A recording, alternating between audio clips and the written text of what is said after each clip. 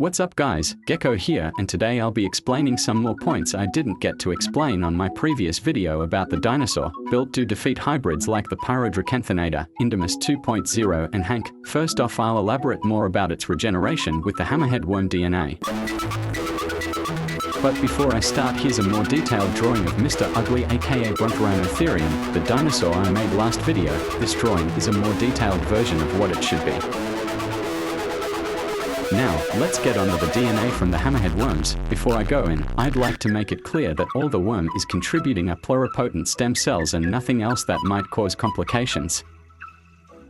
Pluripotent stem cells form the ectoderm, which forms the nervous system, epidermis, and neural crest-derived tissues, and the endoderm, which forms gastrointestinal, respiratory and urinary systems along with endocrine glands, and the mesoderm, which will form the notochord, axial skeleton, cartilage, connective tissue, trunk muscles and few others. Pluripotent stem cells in hammerhead worms are called neoblasts. Neoblasts, which are adult stem cells, divide and differentiate in the worm's body and make up 20% of it, and this will allow Mr. Ugly to have similar capabilities. Neoblasts are embryonic-like and contain the blueprint and construction materials for regeneration, so even a small piece of a hammerhead worm can grow into a whole new worm. Hammerhead worms can regenerate their entire bodies, including their brains and memories, after being torn apart or decapitated. Knowing that Mr. Ugly the Pyrodrake will get these features, it'll allow his kind to do similar things. Now let's get on with their ostrich DNA. Again, the will only enhance Pyrodrake's ability to produce antibodies, so no other abilities that may cause complications. Let's keep it short and snappy. In simple terms, ostriches can produce antibodies within a short time of exposure to an antigens, mainly 2 weeks, and its IgY, aka immunoglobulin Y, is not as sensitive to heat and also has more acid-resistant IgY, giving it defense against any diseases carried by 2.0. Now I'll explain how metals form to enhance its already bulky bone structures around its back, neck and tail. These metals come from the DNA of bacteria, who can perform biomineralization, which is when living organisms such as crustacean, bacteria, scorpions and many others. This process gives rise to inorganic-based skeletal structures such as bone during development, which is a complex and dynamic organ with both structural and metabolic functions.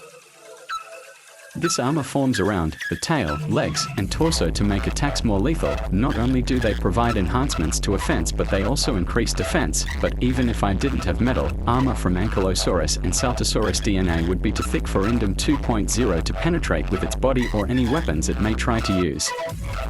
Speaking of Anky and Salta, both these dinosaurs combined withdraw crack, and biominerals will make it impossible for indom to break. If the indom were to try pounce or use tools, it'd fail, because if the indom tried to use tools, the fast-moving Hasaikai-like tail, filled with similar muscles like Anky's tail and chimp arm muscles, would ram into indom 2.0 and break many bones and destroy organs. Even if Mr. Ugly took recoil damage, it wouldn't matter, as it'd regenerate over time.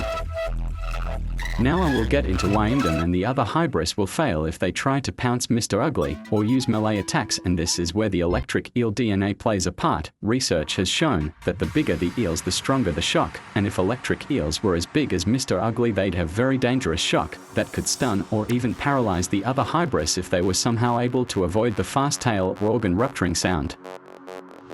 Due to the eel DNA, Pyrodrake will contain electrocytes, and since these electrocytes would be even larger, the power of the shock would be amplified. These electrocytes would be located around the start of its tail, its belly, its chest, its calves and its neck. If the Indomous somehow manages to use a tool to reach Pyrodrake's head, it wouldn't be very useful, as salamanders are shown to be able to survive some of the most fatal injuries, even injuries to the or any other vital body parts, and as mentioned before, it will have hammerhead worm DNA to repair itself. Also, the salamander DNA not only adds to its resilience but also regeneration combined with that of the hammerhead worm's regeneration. Using multiple methods of regeneration can end up being very useful. There we have it, ladies and gentlemen. I have potentially created the next great threat for Indomous 2.0. I have high hopes for Mr. Ugly. Even if he doesn't survive, all that matters is that he should kill indom, but I don't think that indom 2.0 would be able to harm an adult Pyrodrake. If you enjoyed, feel free to like and sub. Now, before anyone starts getting the wrong idea, I do not have any beef or conflict with the other hybrid creators. I just wanted to share Mr. Ugly's info to the world, and I made this solely for fun. Anyways, getting with it, and most importantly, stay cool and have a good one. Peace. The Gexter is out.